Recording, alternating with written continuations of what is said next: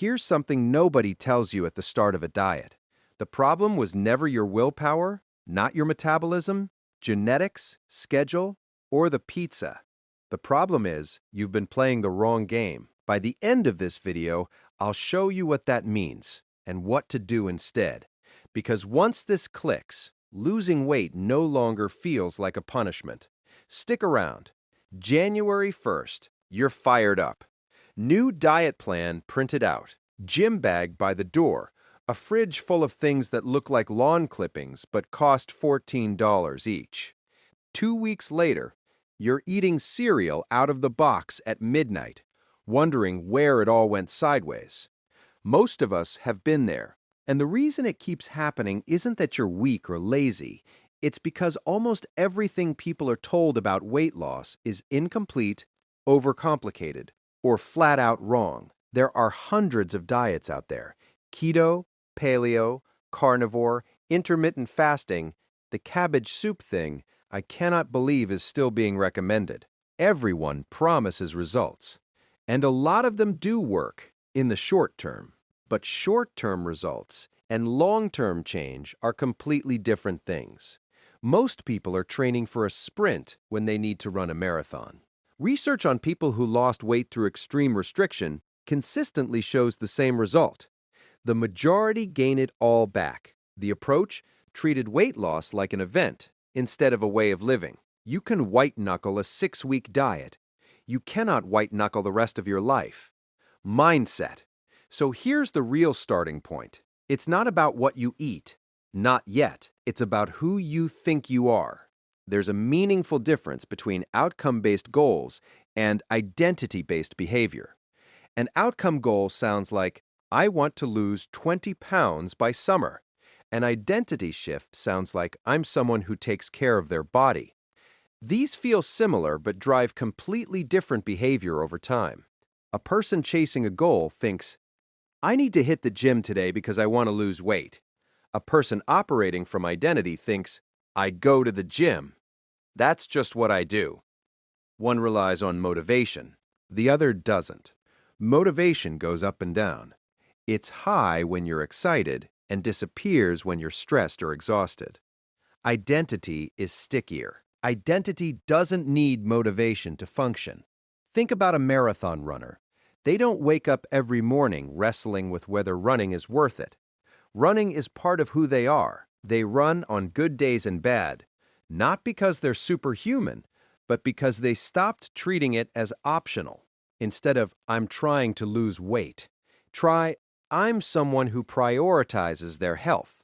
Then ask what that person eats for lunch, whether they'd walk when they could drive, and whether they'd cook or order the 1,400-calorie takeout. The question shifts from willpower to identity. Identity is far easier to sustain. Goal-based behavior is like cramming for an exam. Maybe you pass, but 2 weeks later, the information is gone because you never actually cared. You just needed to survive the test. Building an identity is genuine interest in the subject. That's what makes it stick. Common mistakes. Before the practical stuff, let's talk about the traps. Even people with the right mindset fall into these. The first is the all-or-nothing spiral. You eat something off-plan and treat the day as ruined. One bad meal becomes a bad day, which becomes a bad week, which becomes quietly pretending you never started. The slip isn't the problem. The story you tell yourself about it is. The most useful rule, never miss twice in a row. 1 off day is just life. 2 in a row is the start of a new pattern. Protect that line. Not perfection, consistency. The second trap is the restart tomorrow loop. I'll be strict starting Monday. That version of you who will be perfectly disciplined tomorrow doesn't exist. The only version that exists can make one reasonable choice right now. Start there. Food and calories. The mechanics of weight loss are not complicated. The diet industry makes a lot of money convincing you that they are. It comes down to 4 things: food, protein, movement, and sleep. Everything else is detail. Food first, the core principle is a caloric deficit. consuming fewer calories than your body burns. If your body burns 2,500 calories a day and you eat 2,000, you will lose weight. That's energy accounting, not a gimmick. Estimate your daily burn by multiplying your body weight in pounds by a number between 14 and 18 based on activity level. Sedentary? Use 14. Active job and regular workouts? Use 17 or 18. Middle of the road? Use 15 or 16. Then eat roughly 20% below that number. Multiply by 0.8. That's your daily calorie target. Track what you eat, at least for 2 or 3 weeks. Most people are genuinely shocked by what they find. Salad dressings, cooking oils, handfuls of nuts, drinks, invisible calories that add up to hundreds per day. A few weeks of tracking builds a mental map you carry for years without needing to count everything forever. If the deficit feels like a big jump from where you are, ease into it. Dropping 500 calories gradually with small swaps is sustainable. Slashing 1,200 because you're fired up right now will leave you binging inside a fortnight. Protein. Protein is the most underused tool in most people's fat loss approach. When you're in a caloric deficit, your body looks for fuel. If protein is low, it pulls from muscle tissue. You lose weight, but the wrong kind, and losing muscle slows your metabolism, makes you look softer in your lower body, and makes long-term maintenance harder. Eat enough protein, and your body burns fat instead. The deficit still does its job, just on the right target. To maintain muscle while losing fat, aim for 0.4 grams of protein per pound of body weight daily. To build muscle while losing fat, which is possible, especially early on, push towards 0.7 to 1 gram per pound. At 180 pounds, that's 126 to 180 grams per day. It sounds like a lot because it is. The trick is front-loading it. Protein powder in your morning coffee or water, Greek yogurt, cottage cheese, eggs, canned fish. Build protein into the first half of your day, and hitting your target by dinner becomes much less of a stretch. Food tips. A few strategies that actually hold up in real life. Cut liquid calories first. One large specialty coffee drink can carry 500 calories.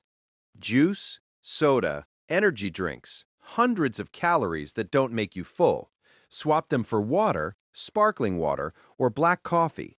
This single change can create a meaningful deficit without touching a single meal.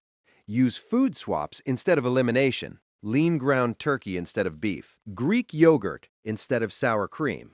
A wrap instead of bread. Cauliflower rice mixed into white rice. You keep the textures you like while spending fewer calories, which means you stick to it longer. Portion meals before you sit down. Put half away before you start eating.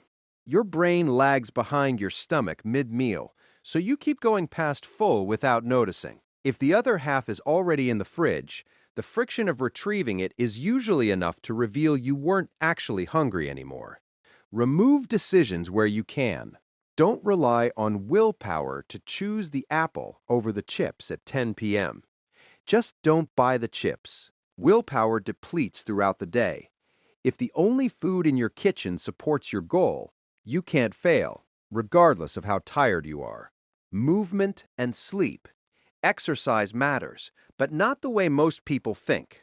Grinding through daily cardio is not required to lose weight. Running in particular, unless you love it, tends to backfire. It spikes hunger, you eat back most of what you burned, and you feel worn out. If you enjoy running, run. If you don't, stop forcing it. Low-intensity movement works well. Long walks, incline treadmill, stairs. 30 minutes most days supports your deficit without making you ravenous. 10,000 steps daily is a well-supported target for fat burning and overall health. A walking pad, walking during calls, parking further away, it accumulates faster than you'd think. Strength training 3 days a week. Squat, Deadlift, bench press is enough to preserve muscle and change how your body looks. Muscle burns more calories at rest than fat does. You don't need to become a serious lifter, just enough to protect what you have while the deficit does its work. Sleep is not optional. Poor sleep raises the hormone that makes you hungry and lowers the one that signals fullness. If you're consistently undersleeping, you're fighting your own biology every day. 7 to 9 hours is part of the plan. To put it plainly, eat a little less, move more, hit your protein, sleep well. That's the whole system. No magic required. Start with one change. Just one. Add another when the first feels automatic. Small, consistent moves over months beat 2 weeks of perfect effort every single time.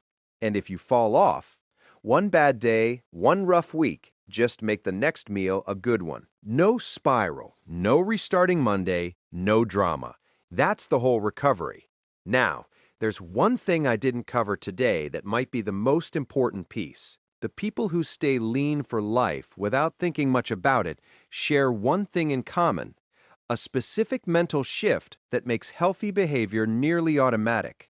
That's what the next video covers. Once you understand it, everything here starts feeling a lot easier.